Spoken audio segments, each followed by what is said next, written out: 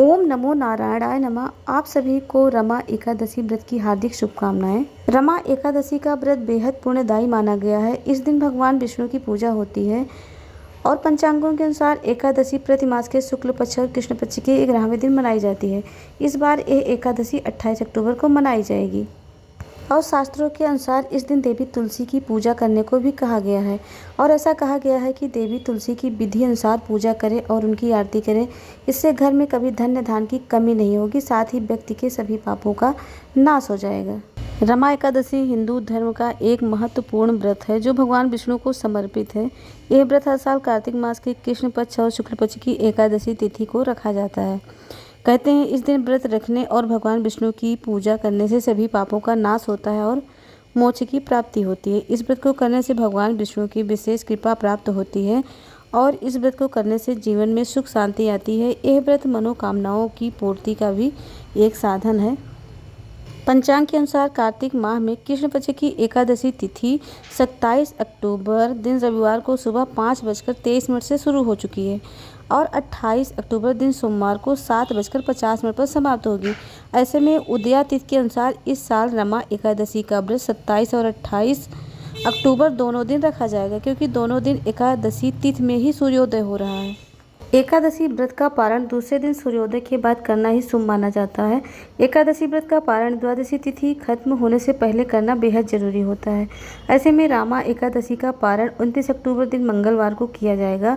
रामा एकादशी व्रत पारण का समय 29 अक्टूबर की सुबह 6:31 से सुबह 8:44 तक रहेगा। इस दिन द्वादशी तिथि सुबह 10:31 पर समाप्त हो जाएगी। इस बार रामा एकादशी पर हरिवासर योग भी लग रहा है। ऐसे में जो लोग हरिवासर का व्रत करेंगे वो 27 और 28 दोनों दिन एकादशी का व्रत रखेंगे और 29 तारीख को सुबह 10:29 के से पहले व्रत का पारण करना होगा। ऐसी मान्यता है कि जो व्यक्ति हरिवासर में एकादशी का व्रत रखता है उसे वैकुंठ में स्थान मिलता है। धार्मिक मान्यता के अनुसार जब एकादशी की तिथि 2 दिन उदया तिथि में पड़ती है तो हरिवासर योग बनता है और इस बार ऐसा ही संयोग बन रहा है।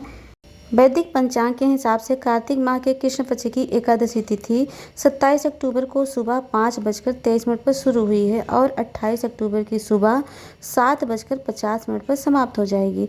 वैष्णव समाज के अनुयायी 28 अक्टूबर को रमा एकादशी व्रत मनाएंगे, अतः सामान्य जन 28 अक्टूबर को ही रमा एकादशी मना सकते हैं। वहीं 29 अक्टूबर की सुबह 6:31 से लेकर 8:44 के मध्य व्रत पारण करने का मुहूर्त है।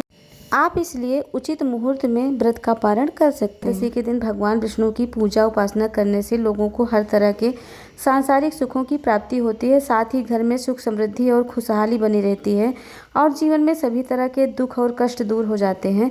ऐसे में जो भक्त पूरे श्रद्धा भाव से एकादशी के दिन व्रत करता है और लक्ष्मी नारायण की पूजा करता है उस पर भगवान विष्णु की विशेष कृपा बनी रहती है। पुराणों के मुताबिक रमा एकादशी का व्रत कामधेनु गाय को घर में रखने के समान फल देता है। रमा एकादशी की कथा सुनाते हुए भगवान श्री कृष्ण ने कहा, हे युधिष्ठिर, कार्तिक मास की कृष्ण पक्ष की एकादशी का नाम रमा है।